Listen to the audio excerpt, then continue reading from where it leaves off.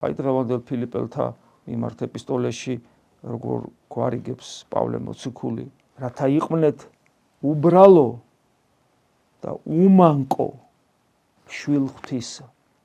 შვილ ღვთისა შეიძლება ეთქვა და გასაგებია, მაგრამ შვილ ღვთისა ეს მოცემულობაა, რომელიც შეიძლება ვერ გავიგო და იმისათვის რომ ღვთის შვილი ვიყო, უნდა ვიყო უბრალოცა და უმანკოც და შეუგინებელ აგრძელებს. და სად ყველა მზად რო არის რომ გადაგიაროს უпроსწორად ეშმაკი ადამიანების სახით. შეუგინებელ შორის ნათესავსა, დრკუსა და გულარძნილსა, ანუ ყოველგვარ ჭეშმარიტებას აცილებული მოდგმა, რომელსაც წარმოადგენს კაცობრიობა. დრკუ და გულარძნილი, როგორც ძველი ქართული სიტყვებია და ეს არის ყოველგვარ ღირსებას, ღირებულებას დაპირისპირებელ გაბოროტებული ადამიანების ერთობაა. და აი ამათ შორის კი არ უნდა გავბოროტდეთ, არამედ ჩნდეთ, ანუ ჩანდეთ, ვითარცა მთიებნი სოფელსაშინ, ანუ ვარსკვლავები უნდა ანათებდეთ ამ სოფელში. ეს არის ძალიან რთულია, აი ძალიან რთულია, მაგრამ აი ეგ არის ქრისტიანობა.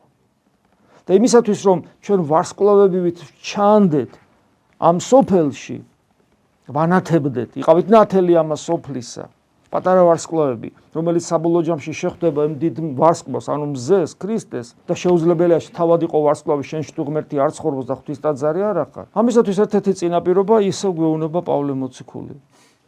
ყოველნი თავის თავს ეძიებენ და არა ქრისტე იესოს. და მივედით რითაც დავიწყეთ, რა უნდა ვეძებოთ და რა უნდა ვითხოვოთ და რას ნიშნავს ჩვენი ქრისტიანობა.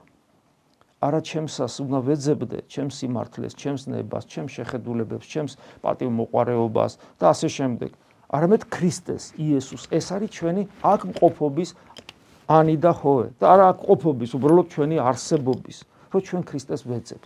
ქრისტეს ვეძებთ მისდამი ერთგულებით, მისდამი მიბაძვით, მისი საქმის კეთების სურვილით, მისი მოწაფეობით, მასთან კომუნიკაციით, შიგნით, საკუთარ თავში და მისდამი სიყვარულით. აი ესე ვეძებთ ჩვენ იესო ქრისტეს. შეგვეწიოს უფალი. რთულ, მაგრამ საოცრად ბედნიერების და სიხარულის მომნიჭებელ იმედის მომცემ ჩვენს სულიერ ცხოვრებაში.